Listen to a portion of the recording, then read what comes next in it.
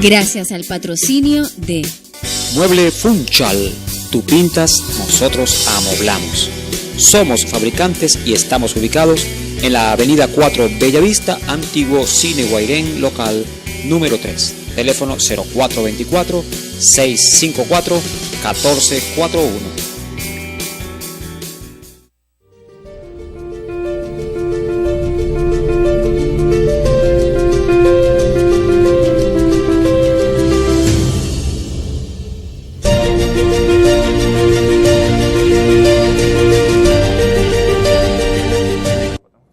Saludos usuarios y usuarias de Coquibacoa Televisión, nuevamente sean bienvenidos y bienvenidas a nuestro programa En el Medio. José Luis Méndez y Javier Parra estarán hoy llevándoles a ustedes un programa muy interesante que tiene que ver con la seguridad de la nación, que tiene que ver con el espectro radioeléctrico, es decir, la soberanía nacional desde el punto de vista de las comunicaciones.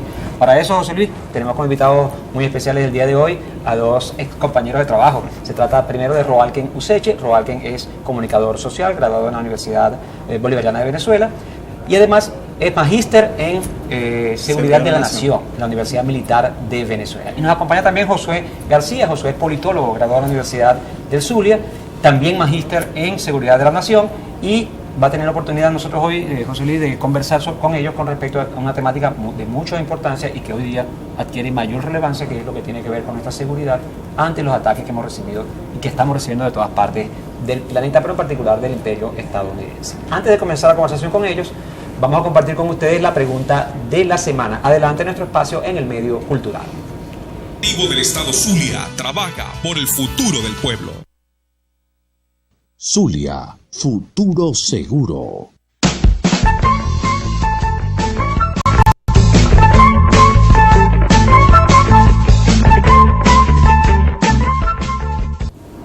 Y la pregunta de la semana en esta ocasión tiene que ver con una frase que utilizamos con mucha frecuencia. La pregunta es: ¿de dónde viene esa frase? ¿Cuál es su origen? La frase es echarse las bolas al hombro.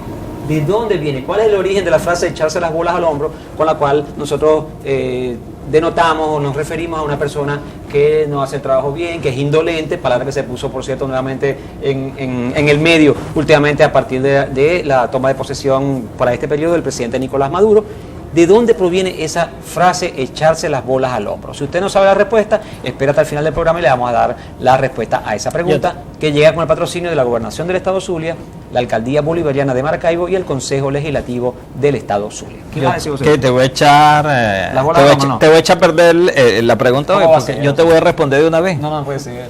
Es histórico, desde hace 20 años, la oposición te está echando la bola al hombro. De allí viene echarse las bolas al hombro, porque antes también se las echaba, entonces, cuando eran gobierno. Y me voy a decir, mira, se te olvidó decir una cosa, que además Roalken viene formado en la parte audiovisual, correcto, comunicacional, desde el punto de vista de la comunicación alternativa. Exacto. Desde los 15 años, fue discípulo mío.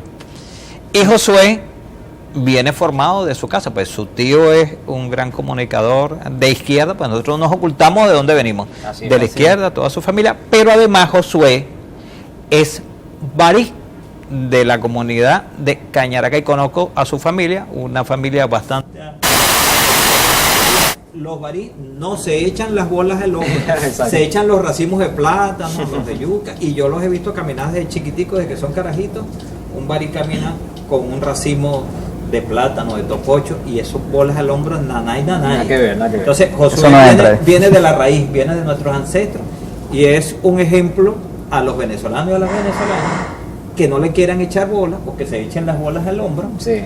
Y también es un ejemplo, es decir, que en este país todo se puede, no se denigre. Josué y Roalken son ejemplos, por cierto, de este nuevo proceso de republicano. Correcto. Exacto. Y además están avanzando. Y están avanzando en un tema que es interesante, que hemos dejado abierto. Que por cierto, la han utilizado mucho en las operaciones, en este tema, las operaciones de cuarta, de quinta y ya va de sexta de la Guerra de las Galaxias. En este caso, el país vecino, Colombia, el ejército colombiano, que es el tema de las telecomunicaciones como estrategia fundamental para invadir primero las mentes, los corazones y el estómago, y convertirse en un apéndice desde el punto de vista cultural de quien agrede sobre el agredido. y eso no está pasando en Venezuela. Y aprovechemos que precisamente Roalken hizo una investigación sobre el espectro radioeléctrico y la soberanía en la frontera venezolana. Comencemos por ahí entonces, Roalken, bienvenido. Ok, Javier, muchas gracias por la invitación. Javier, bueno, me gustaría hacer antes una contextualización. ¿Cómo no? Me parece que es importante el momento histórico que vivimos. En la actualidad, en la geopolítica internacional, hay una especie de transición de poderes. El imperialismo norteamericano no tiene la misma fortaleza que tuvo un tiempo atrás. Sigue siendo una potencia, pero ya no tiene el poder económico. Ha venido perdiendo parte de su poder. Lo ha venido perdiendo. Vienen las potencias emergentes, como lo de China y Rusia, que China es actualmente la primera economía del planeta y Rusia tiene un poderío militar. Ambas, las dos juntas, se ven de tú a tú con el imperio norteamericano. Esa transición, nosotros jugamos un papel muy importante, nuestra república, porque tenemos las mayores reservas de petróleo, reservas de gas, impresionantes reservas de minerales. Cualquier potencia que quiera administrar el planeta o que esté, lo que quiera estar en el poder, necesita nuestra riqueza. Sí. ¿Qué significa eso? Que nosotros siempre vamos a estar en el ojo del huracán. Exacto. Vamos a estar siempre a la vista de cualquier potencia, porque tenemos los recursos que va a permitir que esa potencia tenga el control. No es fácil lo que nos espera. Las telecomunicaciones juegan un papel importante en todo esto, porque también son utilizadas como nuevas formas de dominación, nuevas formas de guerra. Nosotros tenemos el concepto de que la guerra es solamente las armas, la barricada. Hay muchas formas de guerra. Y entre eso está la identidad y la cultura también. O sea, si yo tengo el control cultural de un pueblo, tengo su territorio. Es aquí donde inician nuestras investigaciones.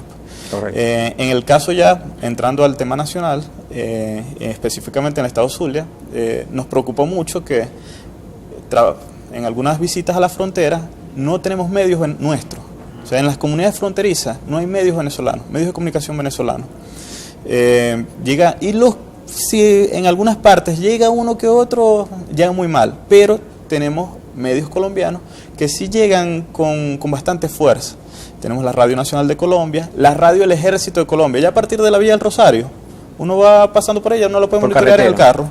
Y clarito, escuchando información de Venezuela desde la óptica y desde la vista de los colombianos. Ahora, ¿qué pasa? En las comunidades venezolanas que habitan la frontera, crecen, hay niños creciendo. Esto me lo dijo a mí una profesora de la escuela que está ahí en Guarero, cuando estaba levantando los instrumentos. Se saben perfectamente el himno colombiano, porque lo ven en la mañana y lo ven en la tarde. Lo escuchan en la radio en la mañana y lo escuchan en la tarde, más que el venezolano. ¿Y qué pasa con ese niño? Va creciendo con una afinidad a la cultura y a la identidad colombiana. Y tenemos... menos a la venezolana. Exactamente. Entonces tenemos un ciudadano venezolano, pero con afinidad colombiana.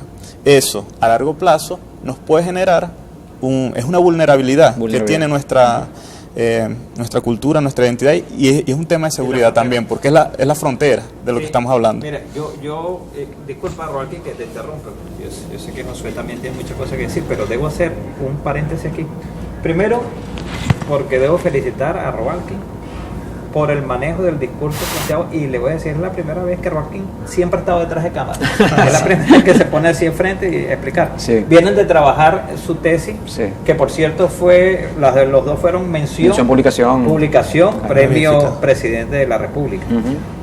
Y eso dice mucho del trabajo que ellos hicieron, pues no es cualquier trabajo. O sea, están entre la élite. Estos son dos civiles venidos de los medios públicos, medios alternativos, los medios públicos, que están entre la élite de los civiles con conocimiento. Pasaron a los mejores oficiales, oígase bien, los mejores oficiales del ejército. Yo voy a decir esto sin modestia. Hay buenos oficiales trabajando, esto a lo mejor crea rasquiña, pero hay un nivel entre los civiles y los militares sobre el tema de la seguridad, a eso me refiero. Y estos muchachos están allí y contribuyen a la defensa de la patria. Puede decir, ¿cómo de repente un comunicador defenderá a la patria? Con esto, por ejemplo. Claro. Utilizando conocimiento. Con el conocimiento. Déjame agregar algo ahí. es el tema de la corresponsabilidad. Correcto. El tema de la seguridad de la nación es un tema de corresponsabilidad. Sí, no es de una sola persona. No es solamente de los militares, es Exacto. de los ciudadanos también, pues de nosotros como venezolanos. Cada pues, quien desde es nuestra- su trinchera, es por nuestra grande o pequeña nación. que sea. De su especialidad, porque por lo menos desde el de las comunidades indígenas varias, en la Sierra de Tú Perijá. trabajaste sobre el tema. Ese fue mi tema, pero más allá de eso, ¿cuál fue mi preocupación? ¿Y por qué quise abordar ese tema? Veía a los pueblos allá, en toda la frontera, apenas 5 a 8 kilómetros, y suceden ciertos acontecimientos que a lo mejor el Estado venezolano desconoce. Y hay que hacerlos visibles para Exacto. que entendamos, comprendamos. Hay una desatención, y sé que también hay una tensión. Pero hay que entender que todas estas vulnerabilidades, hay también una amenaza que es muy distinto. Vulnerabilidad es interna, pero la amenaza es colombiana. Sí.